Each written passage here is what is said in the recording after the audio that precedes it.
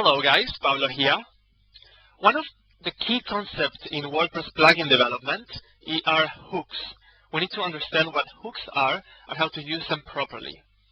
As a developer, I've mentioned that one of the key advantages of using plugins is that we can adapt our code, we can use our code in a modular way in any WordPress install, and that WordPress will know when the right time is to execute it.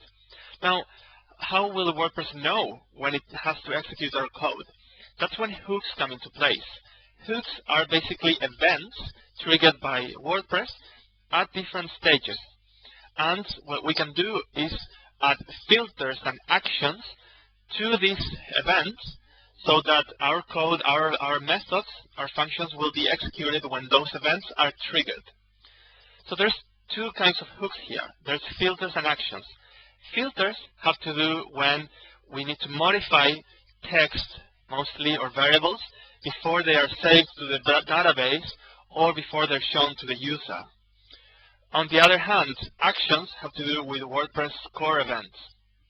We're going to look into filters in this example. The filter that we're going to create will modify the titles of our posts. We're also going to see how to modify the content of our post before it's shown to the user, and how to modify the list of categories. So let me just show you. I have a sample blog, my local install. I've added some content to it. So we have titles and content, some categories, some stuff. So we're going to be playing with this sample blog throughout this course. And I've activated the Happy Title empty plugin that we had created. So let's start by adding a filter by using add filter. If you're using NetBeans like I am, it'll autocomplete, which makes it easier. This hook is called the title. So when the title, when this event is executed, we want to run a function of our own. I've called this function Zenva title _ title. As I've mentioned, it's important to add your own prefix to everything you do in WordPress. That's because you don't want to run into conflict with some of WordPress globals or some variables that somebody else has created. That's why I always try to use my own prefix and avoid that kind of situation.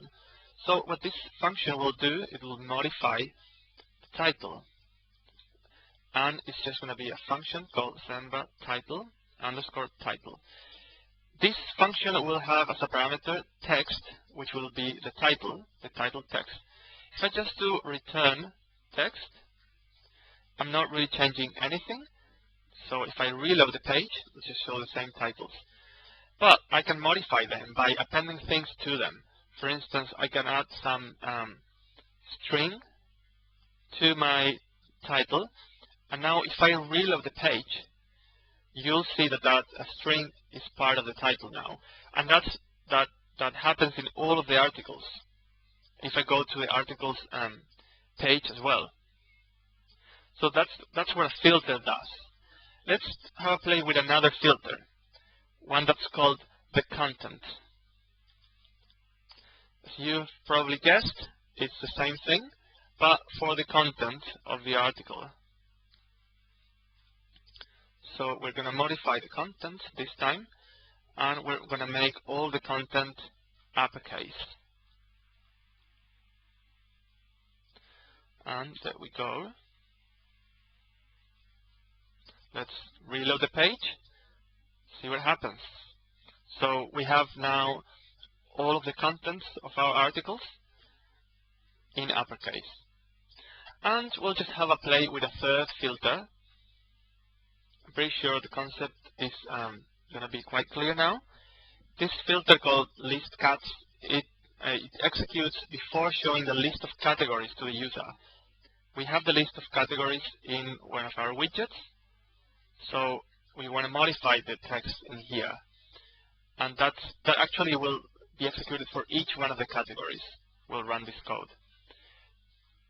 So I've already typed it. We're just going to turn the category text into lowercase. If we reload the page, see how now it's all in lowercase. Now you may ask me, Well, how many filters are there? Do I have to memorize them all? What are the parameters of each one? Well, the thing is, there's really good documentation. I've provided the link here. If you go into this link, you'll get the entire list. So in general, when working on plugins for WordPress and development in general, I also recommend having the documentation somewhere close so you can look into it. And after you start using some of these filters, you'll get familiar with them, and you'll just know which ones there are and where to find them.